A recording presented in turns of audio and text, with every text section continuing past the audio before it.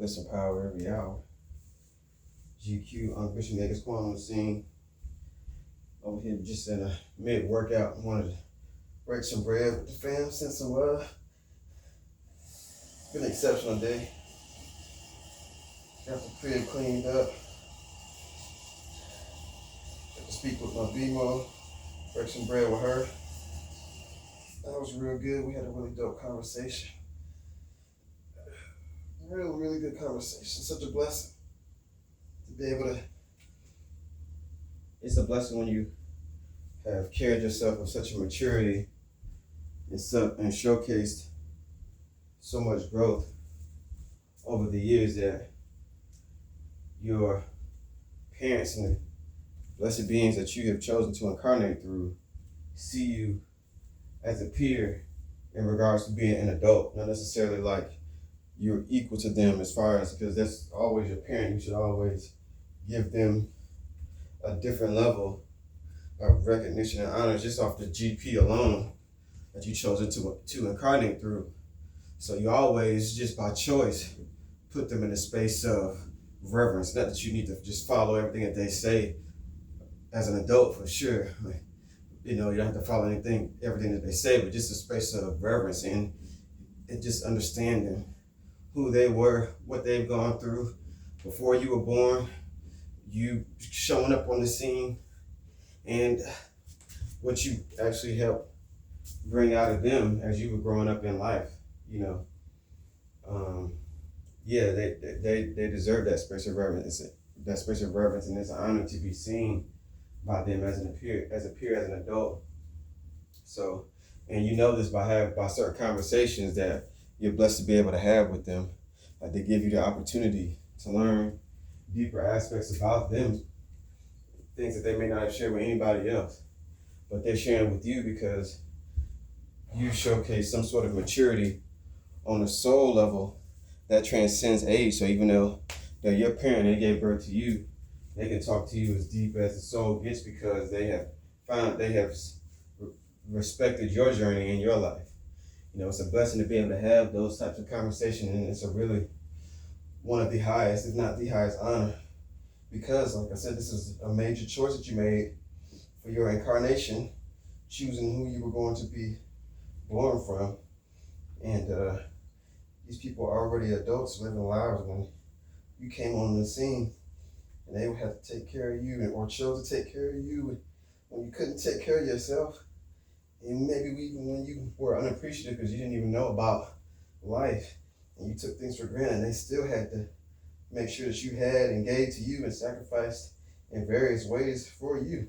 Even if it was just funds they could have used to feed themselves, they fed you with. So it's always a space of reverence there, and it's an honor, like I said, to be seen as somewhat of a peer on a soul level because of the work that you've done. So the conversation was really dope because we were just talking about,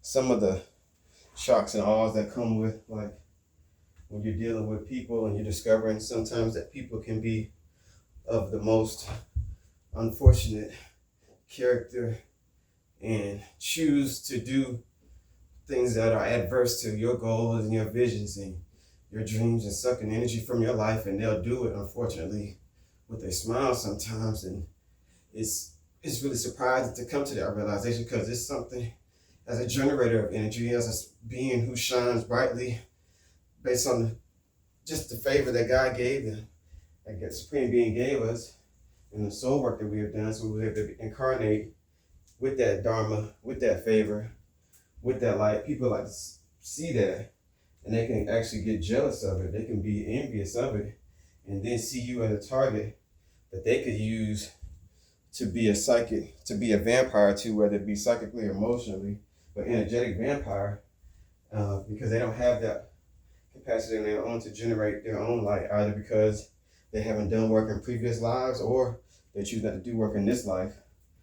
And regardless, they can't generate their own joy and their own passion and vision and vigor for life through gratitude. So they choose to try to steal your energy and your light and your gratitude create situations that require you to give and be compassionate and be nurturing and caring, and the whole time, really, they don't even want to be empowered or grow beyond that space of self-pity.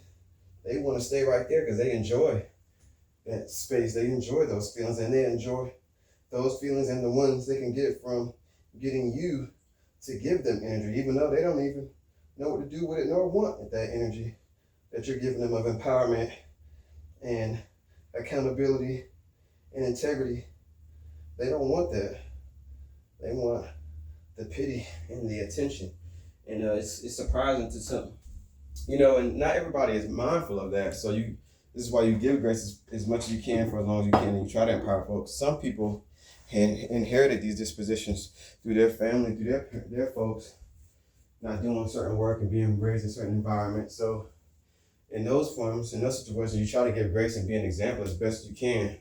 But once that person starts to try to tear you down, then you got to know when to be strong enough, know when to cut off. Just cut your ties, because it's starting to try to take away from you and what you're doing for you and your self-love you have for you, and that cannot be allowed. That cannot even be tolerated like that. Like I said, you give grace and try to give understanding, because people do things and they'll sometimes get clarity and be able to actually hold themselves accountable, and then seek forgiveness and desire to make it right. So you want to give space for that process to take its place. But at the same token, you got to be honest with who you're dealing with and know the difference between somebody who is trying to play you for a fool and somebody who hasn't learned certain lessons yet, and you have been the blessed tool elected for that service and high honor to be able to teach in a compassionate and an empathic way. It's those lines are there, and you need to be mindful of them, because this is what angels on earth do. We're not just out for self all the time, but we preserve self and we generate self for sure. But we also will give of ourselves to a degree for the self outside of us. And, that's what earth angels do. So you don't want to just be in a space where you're always on guard and you always, just not even putting yourself out there because you're nervous and you're scared, and you know how people can be. That's not how you maneuver, because we heal and we regenerate.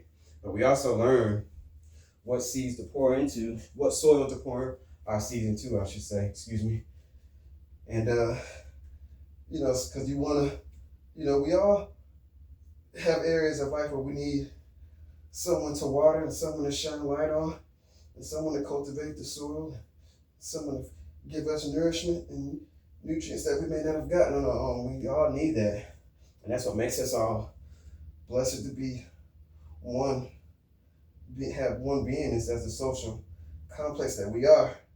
But at the same token, like I said, you have to be clear and get better in your discernment of pouring into those who don't want to grow as a soul, and knowing those who really have the best desires to grow as a soul. They just was, they were born in certain environments and born under certain, conditions and traits. So and they just need some help and some love and some compassionate teachings to help them grow through that, because they really do desire. They just need a great example. An example shouldn't always come from books. They should have come from embodiment, so that people can really see over time, this is how you maneuver as an angel. This is how you maneuver as a little God. This is how you grow into God beingness. This is how you have an aura that expands throughout the world and throughout the solar system and throughout the universe. This is how you have this type of aura, because you built up your beingness. You built up your integrity through situations, through circumstances. You built up the wisdom and understanding about the realms beyond the physical realm, because you've read and learned from masters who also had those same types of questions and delved into the mystery systems of the universe. This is how you build that aura. You devote time into studying. You devote time into meditating on these sorts of truths. You devote your beingness into taking advantage of opportunities to serve with compassion and kindness, and not taking advantage. This is something else that we talked about too. Not taking advantage of every situation that you can capitalize on. I'm gonna say that again. not taking advantage of every situation that you can capitalize on, because it's not always for you to try to capitalize over somebody else's situation. That's not always how you do it. Sometimes you're being given that to showcase what you would do and how you would respond in being in that space of power. Because that's a space of power when you can see a situation that you can capitalize on. And most people try to take that as power, and that's not really where the power lies.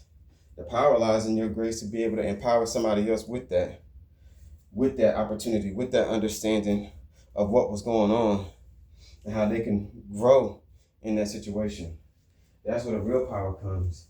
And then you get power 1,000 times over, because rather than make somebody a victim and you made them a victor, you crowned a champion. What does that make you to be able to crown a champion? Huh? What does that make you? If you're able to champion somebody with victory because you was able to give them empowerment, what does that make you? So that's my point. That's what power is. That's why power comes from the heart. But true power comes from empathy and compassion. True power, real power, is not just about like divine feminine being a female thing and being feminine. It's about divine feminine being a compassionate, unconditional, compassionate aspect that females are able to embody a lot easier, because they naturally are the beings or the template that give birth and take care and nurture something inside of them and give birth to that thing, go through the pain and turmoil for this thing that they have not even seen. And then they give birth, and then they take care of it outside of the body and sacrifice their beings outside of the body. So this is why we often symbolize women as being the template for divine feminine activation, even though in this space sometimes we run into a lot of women that cannot embody or choose not to, I will say, embody the traits of divine feminine. And that is what it is. That's beside the point, but it's important to understand that this rising of the divine feminine isn't just about women raising up. It's about a certain type of energy raising up throughout all of the social memory complex. Finish my set, I done got going. But yeah, so I just wanted to touch on how important these things are for the growth and discernment, and also for really embodying, a true power and grace, true power and understanding choices and how to treat people and how to create harmony and how to be a pillar of heaven on this plane when you step into people's lives, because you're not choosing to try to tear them down with the quote-unquote faults that you may observe, but you're choosing to empower them through communication and through example. Yes, forwardness and directness has its place, for sure. But a lot of people think they have the integrity to be forward and direct, and they do not. See, forward and directness, when you're trying to give a counsel to somebody, comes with also you being the example and being seen as an example, not just talking with your mouth. That's why a man's power is so incredible, because all we have is our fortitude, our balls, and our word, our expression, our command, through our sonic command over the ethers. This is why we have this sort of voice. It's a voice that moves. It moves the room. It doesn't matter about necessarily the bass in a man's voice. When a man of integrity, when a man of truth, when he steps in the room and he begins to speak, people listen. It don't matter what the rank structure is, what the hierarchy is. A man of that caliber, people take the time to listen to him. Superior man, quote unquote, people are going to take the time to listen to, whether it be, regardless of what the hierarchy is, quote unquote, because now we're talking about an energy embodiment for the man. So these things are important to just understand, and it was just a great conversation. I want to share some of those jewels, some of those gems, hopefully something I gave It's beneficial. It touches. It brings clarity. It brings understanding. It brings a desire to want to get more into understanding the different principles and laws of your energy body so that you can use your opportunity of choice for in your best interest, so that you can build up a body, a spiritual body of power and creation, and embody a heart of gold and compassion, empathy, understanding, which creates the wisdom of a Christ being. So I love you. Genghis Kwan, Archbishop on the scene. Just wanted to show love during the minute workout. Kind of got saturated in workout. I want to finish my last 3 sets. But it's been a great day. May you be blessed in all that you do. Hope that your world is shaping up extraordinary for you. Hope that you continue to grow. You continue to be blessed. You continue to find favor. You finding luck in every aspect of your world. You're getting clarity. You're getting understanding.